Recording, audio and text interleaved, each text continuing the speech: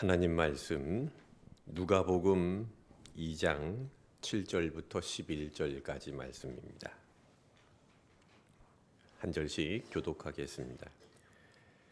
첫 아들을 낳아 강보로 싸서 구유에 뉘었으니 이는 여관에 있을 곳이 없음이러라. 그 지역의 목자들이 밤에 밖에서 자기 양떼를 지키더니 주의 사자가 곁에 서고 주의 영광이 그들을 두루 비추매 크게 무서워하는지라. 천사가 이르되 무서워하지 말라. 보라, 내가 온 백성에게 미칠 큰 기쁨의 좋은 소식을 너희에게 전하노라. 오늘 다윗의 동네에 너희를 위하여 구주가 나셨으니 곧 그리스도 주시니라. 아멘. 예수님의 사랑과 평화가 성탄을 기다리는 여러분과 함께 하시기를 축복합니다. 오늘은 예수님을 만날 준비하는 사람 세 번째 시간으로 여관 주인과 목자들의 이야기를 하겠습니다. 우리가 살고 있는 이 포항에는 아름다운 바닷가와 해수욕장들이 많이 있습니다. 여름철이 되면 많은 관광객들이 찾아오지요. 그래서 여름철 성수기가 되면 숙소를 구하기가 어렵고 숙소가 있어도 성수기 요금을 받습니다. 빈 방이 없습니다. 예수님께서 태어나실 당시에도 베들레헴이 이와 유사한 상황이었습니다. 로마 제국이 식민지로 삼고 있었던 유대 나라 전역에 로마에서 인구 조사령을 내렸습니다. 그래서 유대인들은 모두 다 고향으로 돌아가서 호적을 해야 했습니다. 많은 사람들이 자신의 고향으로 돌아가 호적을 하는데 이 베들레헴에도 갑자기 많은 사람들이 몰려드니까 여관에 빈 방이 없는 겁니다.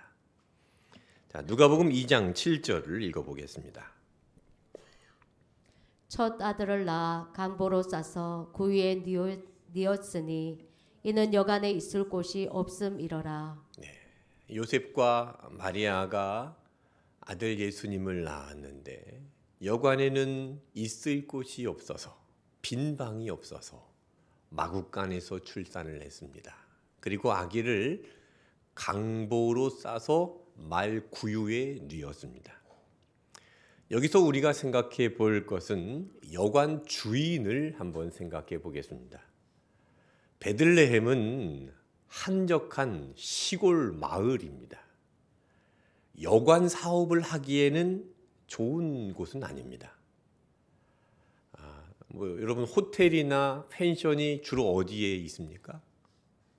도시나 관광지나 사람들이 많이 이동하는 곳에 있습니다.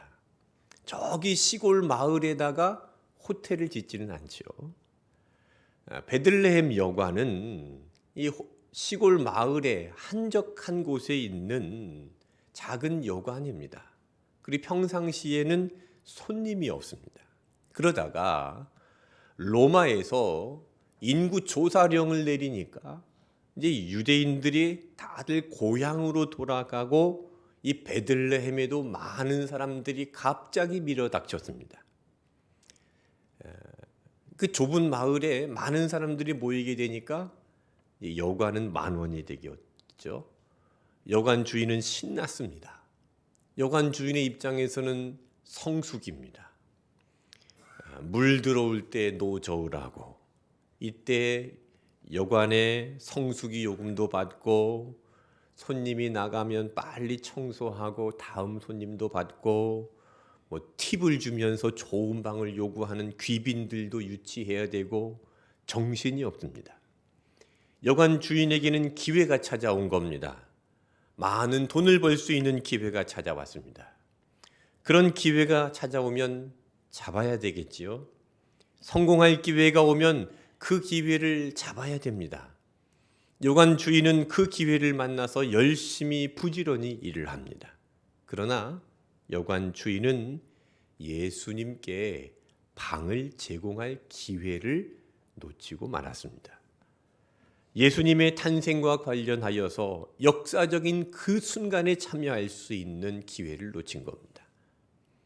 여기에서 우리에게 중요한 교훈을 주고 있는데 바로 기회의 중요성입니다. 인생에 많은 기회가 있습니다. 그 기회들을 잡기 위해서 가장 중요한 기회를 놓쳐서는 안 된다는 말씀입니다. 우리 인생에 많은 기회가 있지요. 학생들에게는 좋은 대학에 들어갈 수 있는 기회가 있을 것이고, 청년들에게는 배우자를 만날 수 있는 기회, 취업을 할 수 있는 기회가 있을 것입니다. 그리고 일터에서는 돈을 벌 수 있는 기회, 여러 가지 성공의 기회가 있을 수 있습니다. 이런 기회가 오면 잡아야 됩니다. 저도 만약 그런 기회가 저에게 온다면 저도 열심히 달려가서 그 기회를 잡을 것입니다. 그러나 그런 기회에만 몰두해서 더 중요한 것을 잃어버리면 안 됩니다. 우리에게 가장 중요한 것은 예수님입니다. 우리에게 가장 중요한 것은 예수님을 내 마음의 방에 모시는 것입니다. 예수님을 나의 주인으로 믿는 것입니다. 그런데 그것보다 더 중요한 것을 이 세상에 두고 이 세상의 기회를 잡으려고 달려가다가 예수님을 놓쳐버리는 일들이 많습니다. 오늘날 이런 사례를 많이 보는데요. 제가 부목사로 있었던 서울의 큰 교회는 이 고3이 되면 그 부모들이 자녀들에게 이렇게 이야기를 합니다. 야, 고3인데 교회 가냐? 교회는 좋은 대학에 들어가고 나서 그때 가도 괜찮아. 좋은 대학에 들어가야 하나님께 영광 돌리는 거 아니냐. 그런데 그렇게 교회를 떠났던 학생들은요, 대부분 다시 돌아오지 않았습니다. 좋은 대학에 입학할 기회는 잡았을지 모르지만 그 힘든 시기에, 인생의 중요한 시기에 예수님을 만날 수 있는 기회는 놓쳐버린 것입니다. 예수님을 만날 기회가 있습니다. 예수님을 만날 때가 있습니다. 예수님과 함께 해야 할 중요한 시기가 있습니다. 예수님보다 더 귀하고 중요한 것은 없습니다. 1922년 미국의 보험회사에서 근무하고 있었던 비벌리 쉐아라는 청년이 있었습니다. 그는 가정 형편이 어려워서 대학을 다니다가 중퇴를 하고 이 보험회사에 다니고 있었는데 우연히 방송국에서 주최하는 노래 대회에 참여해서 노래를 부를 기회가 있었습니다. 그의 목소리가 굵고 너무나 아름다워서 대중들에게 큰 호평을 받았습니다. 그래서 그 이후에 방송국에서 요청이 왔습니다. 앞으로 우리 방송국에서 가수로 활동하면서 출연을 해달라는 것입니다. 그에게는 기회가 찾아왔죠. 인기도 얻고 경제적인 수입도 얻을 수 있는 기회가 찾아온 겁니다. 하지만 그는 고민을 했습니다. 방송 활동을 하면 유명해지고 돈도 많이 벌 수 있겠지만 많은 유혹이 기다리고 있었기 때문입니다. 그때 비벌리 쉐아는 피아노 건반 위에서 종이 쪽지에 적힌 메모지 하나를 발견합니다. 어머니가 적어 놓은 겁니다. 주 예수보다 더 귀한 것은 없네. 이 세상 부귀와 바꿀 수 없네. 이 비벌리 쉐아는 그 메모를 보는 순간 하나님께서 자기에게 이렇게 말씀하시는 것 같았답니다. 너를 위해서 세상에 보낸 예수 외에는 다른 어떠한 것도 너에게 만족을 줄 수 없다. 그래서 고민을 하던 그 고민에 결정을 내렸습니다. 방송에 출연하던 계획을 취소하고 이제 작곡을 해서 곡을 내놨는데 그 메모지에 적혀 있는 그 쪽지의 그 글자를 가사로 해서 찬양곡을 썼습니다. 그 찬양이 바로 오늘 우리가 부른 찬송가 94장 주 예수보다 더 귀한 것은 없네 라는 찬양입니다. 지난 100년간 그리스도인들이 가장 많이 애창하는 찬양이 되었습니다. 여러분, 주 예수보다 더 귀한 것은 없습니다. 세상에 좋은 것 많죠. 귀한 것 많습니다. 우리의 눈과 우리의 귀를 빼앗아 가는 것들이 많습니다. 좋은 기회도 많습니다. 그러나 주 예수보다 더 귀한 것은 없습니다. 우리는 종종 바쁜 일상 속에서 가장 중요한 것을 놓치고 살아갑니다. 땀을 흘려서 일을 하지 말라는 말이 아닙니다. 일상을 열심히 살지 말라는 말이 아닙니다. 육신의 굶주림 때문에 영적인 축복을 놓치지 말아야 된다는 말씀입니다. 창세기 25장에 보면 이삭의 아들 에서의 이야기가 나옵니다. 에서가 하루는 사냥을 하고 집에 돌아왔는데 아주 피곤하고 배가 고팠습니다. 그래서 이 동생 야곱이 집에서 요리를 하고 있었는데 너무나 배가 고파서 그것을 좀 달라고 그랬습니다. 그래서 이 동생 야곱이 이 팥죽을 형에게 주면서 형의 장자의 명분을 샀습니다. 에서는 장자권을 팥죽 한 그릇에 팔아버린 겁니다. 이 장자권이요, 단순한 상속권이 아니라 하나님의 영적인 축복을 받을 수 있는 특권입니다. 그런 장자권을 가볍게 여기고 팥죽 한 그릇에 팔아버림으로 인해서 하나님의 영적인 축복을 잃어버린 것이죠. 오늘날 많은 사람들이 굶주림의 문제 앞에서 순간의 배부름과 순간의 육신의 만족을 위해서 영적인 축복권을 팔아버리는 안타까운 현실을 보게 됩니다. 먹고 사는 문제에 집중하고 육체적인 욕구와 필요에만 매달려 살다 보니까 정작 중요한 영적인 가치를 놓치고 살아갑니다. 지금 당장은 육신적인 것이 좋아 보이고 돈이 좋아 보이고 이 세상에서 내가 얻어야 될 그 기회가 좋아 보이지만 나중에 오랜 시간이 지난 이후에 보면 영적인 축복이 더 중요하다는 것을 알 수 있습니다. 대표적인 사람이 바로 요셉입니다. 창세기 37장에 나오는 야곱의 아들 요셉입니다. 요셉은 형들에게 미움을 받았습니다. 그래서 결국 형들에 의해서 애굽의 노예로 팔려갑니다. 그러나 그런 상황 속에서도 요셉은 하나님을 신뢰하고 하나님께 충성했습니다. 보디발 장군 집에 노예로 들어갔을 때 보디발 장군의 부인이 요셉을 좋아했습니다. 그래서 요셉을 유혹합니다. 밤마다 찾아와서 요셉을 유혹합니다.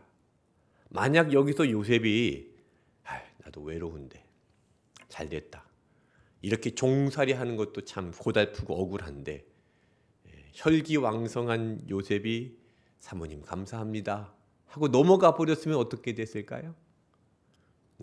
요셉은 억울하게 누명을 쓰지도 않았을 것이고 감옥에 들어가지도 않았을 것입니다. 그리고 어쩌면 요셉은 보디발 장군의 부인과 즐거운 여생을 보냈겠죠. 그러면 오늘날 우리가 알고 있는 요셉은 없습니다. 요셉이 그 유혹을 어떻게 이겨내는가? 창세기 39장 9절을 읽어보겠습니다. 이 집에는 나보다 큰 이가 없으며 주인이 아무것도 내게 금하지 아니하였어도 금한 것은 당신뿐이니 당신은 그의 아내임이라. 그런즉 내가 어찌 이 큰 악을 행하여 하나님께 죄를 지으리이까? 요셉이 이 큰 악을 행하여 하나님께 죄를 지을 수 있겠습니까? 하나님께 악을 행할 수 있겠습니까? 하면서 유혹을 이겨냈습니다. 유혹을 물리쳤습니다. 요셉은 육신적인 욕구보다 영적인 축복을 더 귀하게 여기고 자신을 지켰습니다. 악을 행하지 않고 죄를 짓지 않고 자기 자신을 지켰습니다. 하나님에 대한 신뢰와 충성을 지켰습니다. 결국 그 대가로 인해서 요셉은 누명을 쓰고 감옥에 들어가게 되었지만 요셉은 영적인 축복을 잃어버리지 않았습니다. 원래 집 주인의 부인을 겁탈하다가 붙잡히면 그 종은 사형입니다. 원래 요셉은 이런 상황이라면 죽어야 됩니다. 보디발 장군이 돌아와서 요셉을 처형, 사형을 해야 되는 것이 맞습니다. 그런데 보디발 장군이 요셉을 사형시키지 않았죠? 감옥에 집어넣습니다. 왜 요셉을 죽이지 않고 감옥에 들여보냈을까? 이 요셉에 대한 재미있는 이야기가 있는데요. 보디발 장군이 아내에게 이렇게 말합니다. 여보, 내가 알고 있는 요셉은 하나님을 믿는 사람인데 거짓말할 사람이 아니에요. 나는 요셉이 거짓말할 사람이라고 생각되지 않아요. 그러자 보디발 장군의 아내가 이야기합니다. 아니 그럼 내가 거짓말을 했다는 얘기예요? 그때 보디발 장군이 화가 나서 이렇게 이야기를 했답니다. 당신이 꼬리쳤지. 당신이 꼬셨지. 네. 보디발 장군은 요셉을 믿었다는 것이죠. 요셉이 하나님을 믿는 사람인데 그럴 리가 없다는 겁니다. 그래서 요셉을 죽이지 않고 감옥에 넣었다는 겁니다. 요셉이 그렇게 육신의 욕구를 따라 살지 않고 영적인 축복의 삶을 살았을 때 하나님은 그 감옥에 있는 요셉을 들어서 애굽의 총리로 세우시고 구원의 역사를 이루셨습니다. 사랑하는 온누리 성도 여러분, 가장 큰 복은 예수 믿는 영적인 축복입니다. 우리의 인생이 힘들고 어렵더라도 우리를 위해서 이 땅에 오신 예수님을 묵상해 보십시오. 이 대림절 기간에 예수님을 묵상해 보십시오. 사람의 몸으로 이 땅에 태어나신 예수님을 묵상해 보십시오. 우리와 똑같은 몸을 가지고 태어나셨습니다. 우리가 겪는 모든 아픔을 아시고 모든 슬픔을 아시고 외로움과 모든 시험을 다 아십니다. 나를 너무나 잘 아시는 분이 예수님이십니다. 예수님께서 왜 인간의 몸을 입고 마리아의 몸에서 아기로 태어나셔야 했는가? 우리 인간의 모든 것을 경험하시고 우리 인간의 모든 것을 아시고 우리 인간의 모든 것을 위로해 주시기 위해서 예수님은 이 땅에 사람의 몸으로 태어나신 것입니다. 주 예수보다도 귀한 것은 없습니다. 이 세상 무엇과도 바꿀 수 없습니다. 예수님밖에는 없습니다. 이런 믿음으로 대림절을 보내면서 다시 오실 예수님을 기다리는 온누리 교회가 되시기를 축복합니다. 자, 오늘 본문에 보면 이 여관 주인의 이야기와 함께 목자들의 이야기가 같이 등장합니다. 누가복음을 쓴 누가라는 사람이 의도적으로 이렇게 여관 주인의 이야기와 목자들의 이야기를 같이 넣은 것 같습니다. 자, 이 여관 주인의 이야기와 목자들의 이야기가 대조를 이루고 있는데, 자, 누가복음 2장 8절, 9절, 10절까지 같이 읽어보겠습니다. 그 지역의 목자들이 밤에 밖에서 자기 양떼를 지키더니 주의 사자가 곁에 서고 주의 영광이 그들을 두루 비치매 크게 무서워하는지라. 천사가 이르되 무서워하지 말라. 보라, 내가 온 백성에게 미칠 큰 기쁨의 좋은 소식을 너희에게 전하노라. 네, 이 천사가 밖에서 양을 치고 있었던 목자들에게 나타나서 큰 기쁨의 소식을 전합니다. 그 기쁨의 소식이 11절입니다. 우리 소리내어서 같이 읽겠습니다. 오늘 다윗의 동네에 너희를 위하여 구주가 나셨으니 곧 그리스도 주시니라. 아멘. 천사들이 목자들에게 구주가 나신 소식을 전했는데요. 다른 복음서들을 다 종합해서 보면 천사들이 가장 먼저 구주가 나실 소식을 전한 사람들이 바로 이 목자들입니다. 자, 왜 천사들은 가장 먼저 목자들에게 구주가 나실 소식을 전해 주었을까요? 목자들이 그 시간에 그 장소에 있어서 그게 아닙니다. 성경이 쓰여진 것은 모두 다 목적이 있습니다. 그 당시의 목자들은 사회에서 겸손하고 소외되고 비천한 삶을 살았던 직업군에 속했습니다. 가난하면서 허드렛 일들을 했던 사람들입니다. 집도 없이 텐트를 쳐놓고 장막을 쳐놓고 살았습니다. 이런 목자들에게 예수님의 탄생의 소식이 먼저 전해진 것은 예수님께서 이 땅에 오신 목적을 말씀해 주시기 위함인데, 마가복음 10장 45절에 보면 인자가 온 것은 섬김을 받으려 함이 아니라 도리어 섬기려 하는 것이다 라고 말씀하셨습니다. 예수님은 섬기러 이 땅에 오셨습니다. 그래서 예수님은 소외된 자들과 함께 하셨습니다. 병든 자들과 함께 하셨습니다. 귀신 들린 자들과 함께 하셨습니다. 가난한 자들과 함께 하셨습니다. 그리고 섬기셨습니다.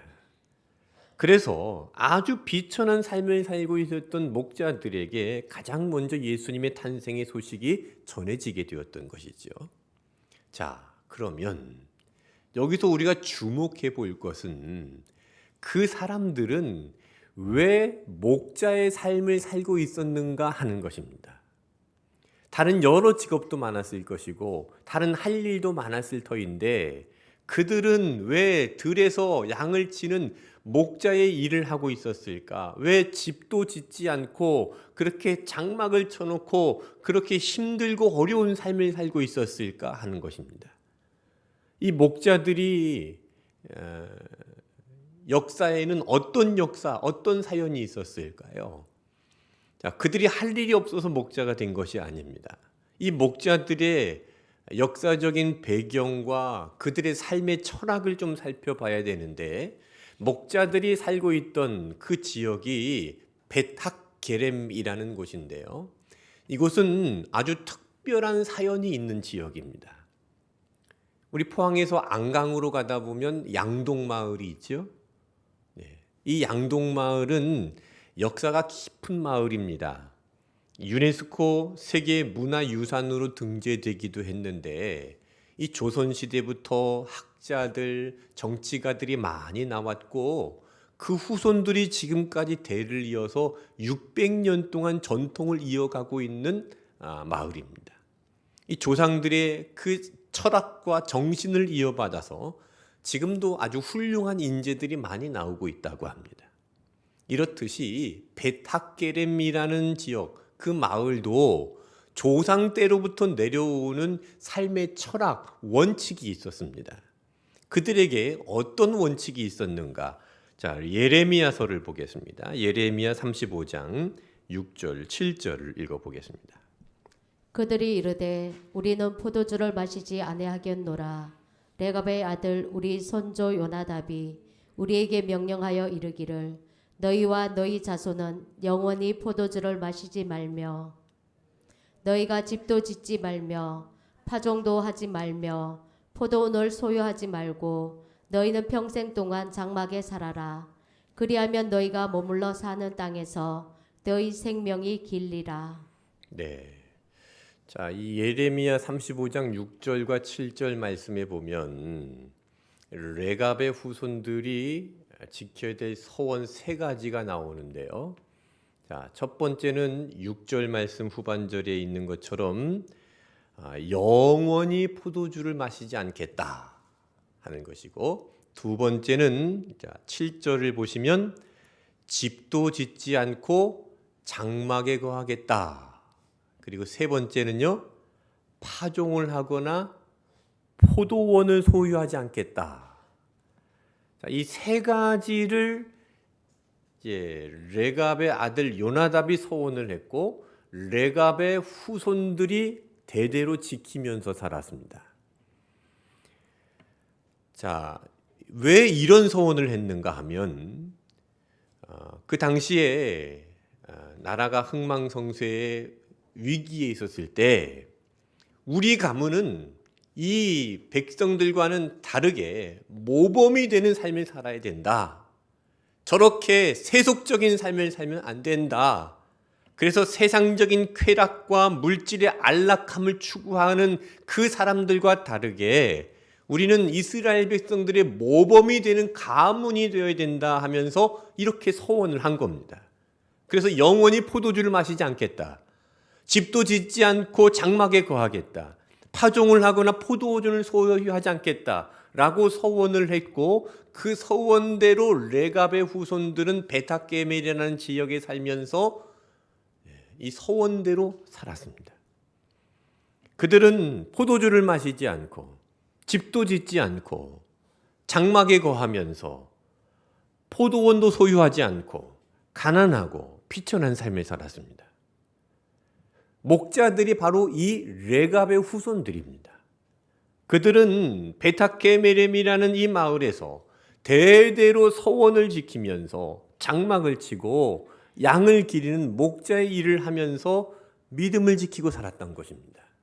메시아가 올 때까지 우리는 이 믿음을 지키고 살겠다 하는 것이 이 가문의 철학이었고 이 가문의 대대로 내려오는 서원이었고 지켜야 될 언약이었습니다.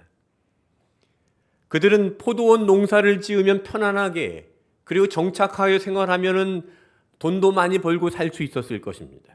그런데 그들은 조상들의 언약처럼 이스라엘 사람들에게 본이 되기 위해서 포도원을 소유하지 않고 집도 짓지 않고 장막에 거주하면서 목자로 살았습니다.